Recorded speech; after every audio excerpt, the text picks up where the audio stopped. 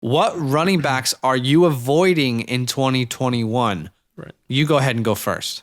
Yeah, the first guy that comes to mind is definitely Miles Sanders. And Miles Sanders is not a guy that I'm excited to get anywhere near the top 3 rounds. I think he's going to fall. In my opinion, I'm happy to take him in the 4th. Top 3. Yeah, in the top 3 rounds, I'm not excited. But the main reason why I'm not excited is because I don't see his production going any higher or at all, period. Okay, his offensive line was terrible last year. That offensive line allowed the second most sacks in the league. And obviously, we're talking about Miles Sanders, but that takes a huge part of what Miles Sanders does in his production. It was Russell Wilson and then Carson Wentz that was the most second sack quarterback with 50 sacks in total. And that offensive line really didn't get any better. Yes, they drafted an offensive line in Leonard Dickinson from Alabama, but is he really the answer? Was he the only answer?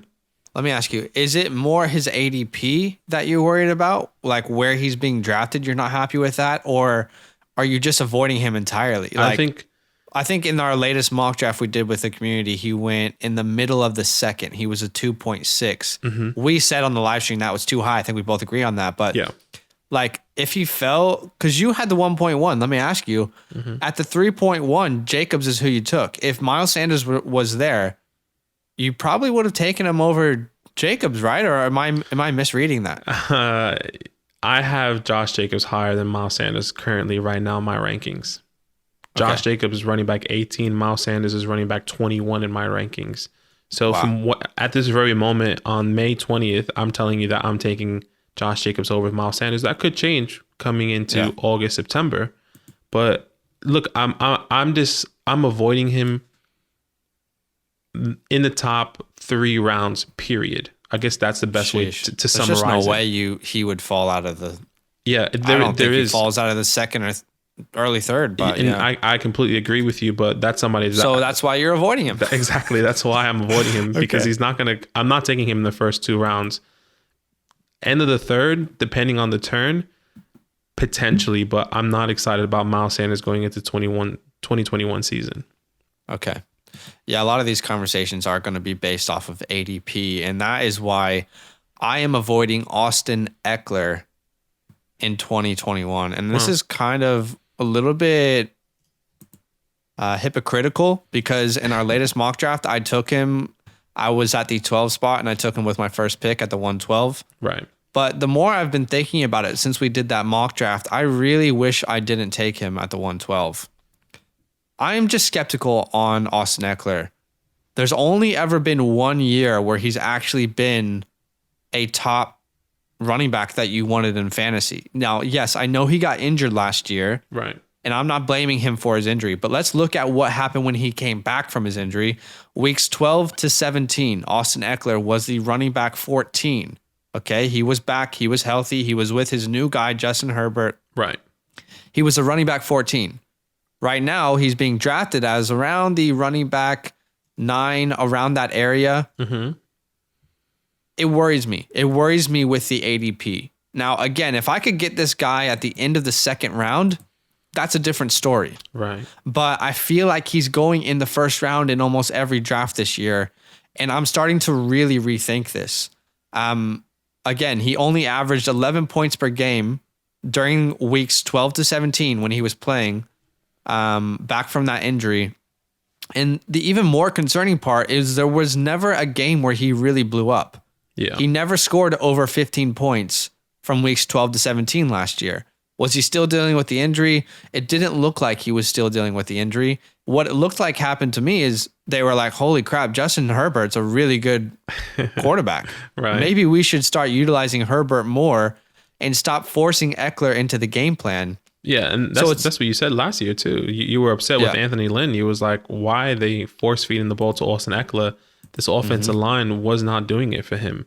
And I think that's another point to bring up. They signed Corey Lindsey, PFF's highest graded center. Yeah. That's a massive addition in that offensive line. It is, and they drafted Rashawn Slater. So the offensive line is going to be better. Yeah. And I think that's why the ADP is not as scary as other players. Right. But still, I'm not convinced that Austin Eckler is going to be It still feels like there's room for another running back in the backfield, and that's what scares me about drafting him in the first round. I still feel like there's room for a Joshua Kelly, Larry Roundtree, a Justin Jackson to have roles in this offense. Okay. So it worries me to draft him that high, knowing that, hey, this guy is not a guy who's going to get a Najee Harris type workload. Right. Right. Like there's clear guys that could potentially be a part of this offense. Yeah. And one last thing about last year, in weeks 13 and week 15, terrible games. Week 13, 6.8 points. Week 15, 7.9 points. Correct. This is a guy that you're drafting in the first round. And with the new offense we've seen, he didn't put up the kind of points that we expect from a first round pick. So I'm avoiding him. If I could get him at the end of the second, I'm happy.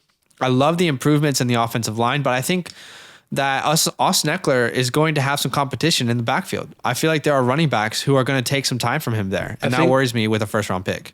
Yeah. Look, I think one thing to close up Austin Eckler, I think he's going to lose goal line touches. That's my opinion. He's going to be he's going to be the guy that's going to catch the ball out of the backfield. He's going to be the first and second down back. I guess third down. A guy that's going to be getting his normal touches, but once they get into that goal line area, that red zone area, I see a Roundtree coming in. I see, a bigger back coming in and taking that touchdown away from him, which is not what you want. I want to ease some people's minds a little bit. Like, to be fair, he gets most of his work as a pass catching back. Exactly. Okay. And that's okay in PPR. But I personally, the more I think about it, I just can't draft him in the first round. And I know that's where he's going to be drafted. So essentially that is why I'm avoiding him. But Daki, what's your second running back you're avoiding in 2021? Yeah, absolutely. And this one hurts me because this guy, in my opinion, if he did not get hurt, he would have been in the top 5 finish as a running back, and that's Raheem Mostert in the San Francisco 49ers. Tommy's not going to like this. Top 5? Well, the way he was going, my guy could have finished top 5, top 10. It would have been top 10, I think. But let me tell you the backfield. Okay, Jeff Wilson, Wayne Gallman, Elijah Mitchell that they drafted. Okay, Jermichael Hastings, Trey Sermon, and then Raheem Mostert. They also have Kyle Juszczyk as a fullback. I mean, does he take touches? Not really. He's more of a blocking guy.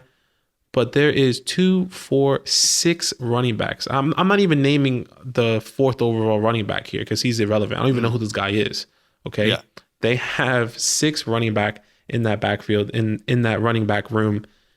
And there's talks. I've seen tweets that if Raheem Mostert is not healthy, if coming into the season, if they feel like they believe in Trey Sermon and Elijah Mitchell, can he even make this team? Okay. And I love Raheem. I love all his work ethic. I don't know if you remember, but throughout that season, he said he gave up everything to be with this team and to play with this team. He got a hotel. He stayed away from his family, obviously due to COVID-19. But for me at the moment, Raheem Mostert, I'm avoiding purely because I think he's going to get beat out. There's a lot of fresh legs there, even though they might not be as good as him or better than him, but they're going to go with the fresh legs. They have the fresh legs in Trey Lance. They have the fresh legs in Trey Sermon and Elijah Mitchell. Young legs too, and which is sad because Raheem's not young. Yeah, Raheem's not young, but I love Raheem as a running back. But this is somebody that I'm avoiding. If I'm getting Raheem in any I'm going to try to get Trey Sermon. Period. Yeah. Well, let's talk about his ADP. I don't know his ADP off the top of my head, but in the mock draft we just did on YouTube, someone selected him in the 5th round above Mike Davis, Chase Edmonds, Travis Etienne, Javonte Williams, David Johnson. And I don't think there's any guarantee he finishes above those guys. The thing that worries me more about Raheem Mostert more than anything is I just think Trey Sermon's a better running back now. Like at this point in their careers, I feel like with the 1 year on Raheem's contract and the draft selection of Trey Sermon, I feel like Trey's going to be the guy around mid-year. So it limits Raheem's upside. That's why I'm avoiding Raheem personally. But yeah, look, I can tell you his ADP from last year at the moment that I can find is he was running back 23 going off the board last year. Yeah. So where is he ranked for you this year? Raheem, in a redraft league. Where is he currently ranked? He's ranked running back 27. Yeah, same. Some things we're so similar on. That's so weird. Yeah, and I mean, you think about, you know, their workload and who they're going to compete, and also their offense and the offensive line. Raheem has value, but we don't know how long that value is. When I say, even if the value is 1 to 2 weeks, you know, week 1 to 5, because I think a lot of people see that vision of Trey Sermon immediately having a role in this backfield, or getting more of a bigger role from week 5 and onwards throughout the season. Yeah. So, all right, let's talk about the last running back I am avoiding, which is Myles Gaskin. And there's not really a statistic behind this. We like to play fantasy with our heart sometimes. It's a gut feeling. So we have our rankings. I would say when I draft and when I play fantasy football, I go 65% rankings in my own analytics, and then 35% gut. There is that 35% where it's just a gut feeling, and I just have to avoid it because my gut is telling me to do it. That is Myles Gaskin this year. And the main reason, again, is ADP. I would draft Myles Gaskin if he was going a round or 2 later, but I just don't feel like he's going to be a workhorse running back in Miami. I think the signing of Malcolm Brown is quite obvious that they do want to bring competition in there, but I don't think that Myles Gaskin has the body to be a workhorse running back. He doesn't have the body to take 20 touches every game. Salvin Ahmed, Malcolm Brown, Myles Gaskin. I wouldn't be surprised if they signed another free agent running back. Like, let's just say they said, hey, Todd Gurley, we got a role you could potentially fight for. That wouldn't surprise me. I don't think Myles Gaskin can be a workhorse back, and he's currently being drafted way too high. In our latest mock draft that we did on YouTube, again, he was drafted with the second pick of the 4th round. Okay. Mm-hmm. People that were still available when he was drafted: Kareem Hunt, James Robinson, ETN, Chase Edmonds, Mike Davis, Javonte Williams, David Johnson. Just give you a big list of names. I cannot guarantee you that the names of those running backs I just listed, Myles Gaskin would finish above. I just can't guarantee you that. Yeah. And he's currently going in the 4th round. It's just, there's too many talented players that you're passing up on in the 4th round to take Myles Gaskin. And the reason is because people need a running back 2. They need to secure their running back 3. And they say, well, let me do it in the 4th round with Myles Gaskin. I just think we're reaching a little bit too much. I would rather have a Josh Allen. I would rather have a Terry McLaurin, a Julio Jones. You know, just a guy that I know could be an X factor on my team. That's the reason I'm avoiding Myles Gaskin there. I just think the ADP is too high. I'm not comfortable with it. You know, I have a little bit more hope with Myles Gaskin, and purely because I see him as an Austin Eckler type role. He's going to get the PPR catches, you know, he's going to get the catch in the backfield. He's going to catch the ball in the backfield. He's going to be moved around a lot. You know, he's going to get, I don't think he will get the goal line touches. Malcolm Brown is the bigger back, in my opinion, in that backfield, or I'm pretty sure he is the bigger back, clearly. But I think Myles Gaskin, I see him as an Austin Eckler. I'm not saying he has an Austin Eckler type upside, but the role that he plays in this offense, I think it's similar to Austin Eckler. He is going to maybe he could be, you know, 1st, 2nd down, 3rd down back, getting those passes, and that's what you want. You want PPR, but some people rather have touchdowns. Some people rather have receptions. It really depends on what you prefer. Where is Myles ranked? Well, here's what I would say quickly, by the way. Okay. While I think that's a possibility, I am going to lean on the risk aversion strategy here by not drafting Myles Gaskin that early. I'm okay again at the end of the year to say, oh, I was wrong there. Yo, what's good? Thanks for watching. We got a lot more videos. A lot more. If you want more videos. Watch it. You can also subscribe. Right now. If you want to. You need to. And lastly, don't forget that you can sign up to support the show and get exclusive content by going to patreon.com/fantasylandfam.